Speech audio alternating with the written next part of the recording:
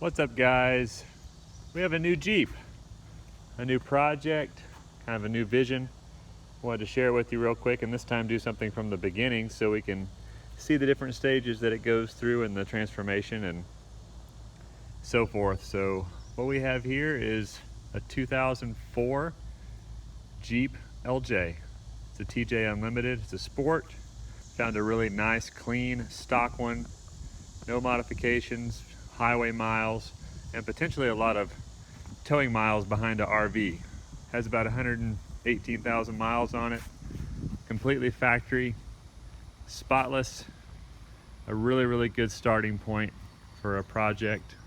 Well taken care of Jeep, really clean. We put some mats in it for now. That's one of the main things we've done. Factory stereo, nothing has been changed. Seats are all good. Very well taken care of Jeep. Engine, of course, is the 4.0. I open the hood real quick.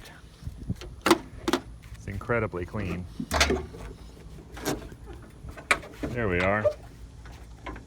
Now, why 2004? Well, we searched for a 2004. Incredibly clean engine. Everything is perfect. Of course, the dealer cleaned it up very well, but still, I mean, good grief, wow. It's amazing. 2004 LJ or TJ is the last year that you want to buy if you're getting an automatic. We went through absolute frustration to the extreme with our 2006 black Rubicon because of this right here.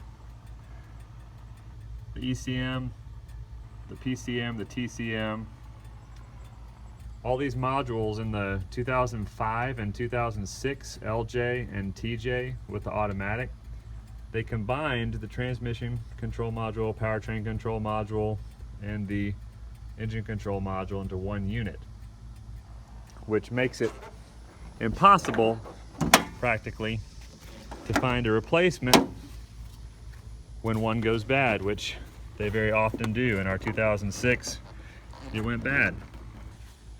And no one sells a new ECU, ECM, whatever you want to call it. The modules and different things. Some companies say they can rebuild them. Some say they can redo the chips inside. Blah, blah, blah. We sent our ECM all over the country. East Coast, Midwest, to different shops saying they could fix it. Long story short, after spending a couple $1,000s, we got it fixed and quickly sold the Jeep. So this 04, the transmission control module, powertrain control module, they can be separately purchased and they're easily accessible. So just a word to the wise, if you're in the market for a TJ or a LJ, avoid the 2005 to 2006 with the automatic because of those horrible electronic issues if your transmission goes bad or your module goes bad. So the plan for this LJ, we have not named it yet. We don't know what we're going to call it. My dad really loves driving it. The top, having the top that comes off and be in the open air is always incredible. He loves convertible experience. So I know it's sad, but the XJ project with the Superduty axles is going to come to an end after over 10 years of enjoyment with the XJ. It's time to move on and Dad to truly get something he can drive in the open air, enjoy the Jeep experience even more, especially in the fall and the spring, and have something a little bit more comfortable to ride in.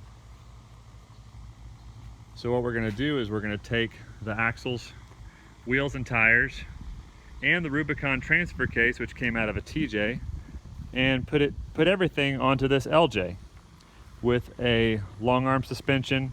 We're going to try to keep it somewhat low. We want to keep it looking pretty factory. We don't want to go crazy with the tube fenders and the stretched cutout quarter panels and just do what most everybody's doing these days with a TJ or LJ. We kind of want to try to leave it as factory looking as possible, if that's even possible with 1-ton axles. So we'll see once we get that drivetrain underneath it and the suspension, see what we have to cut to fit. We're thinking about some 38-inch milestars with some new either Trail Creeper bead locks or Stasworks custom bead locks. Or we've even also looked at the Hutchison Rock Monster, which my dad really likes the look of aesthetically, and the back spacing is really good actually as well. So those are the plans. We're excited to get started on a new Jeep. Been really excited driving just its stock around back and forth. We're gonna do the steering right this time, have a hydraulic assist with a proper matched setup with the steering pump and steering box with a small ram, so we have good response on the highway, tight steering. Everything will be very solid and very comfortable to drive on the highway. That's been a few of the downsides with the XJ, is the steering perfectly sufficient for around town off-roading, but it's loose. It's not really tight. You can drive it at 70, but it's not a comfortable driving experience. So that's coming up in the future. We're looking forward to getting the kit in, get the lift installed. The front axle will be no issue. All the bracketry is the same. Get a custom steering set up. And then the rear axle, we're gonna have to take the spring perches off, and the traction bar mounts off of the XJ, and weld on some coil buckets and some mounts on the lower for the control arms. And it'll have actually a cradle over the top of the axle. We're gonna delete the track bar, and some other stuff in the rear will be triangulated we're gonna go with.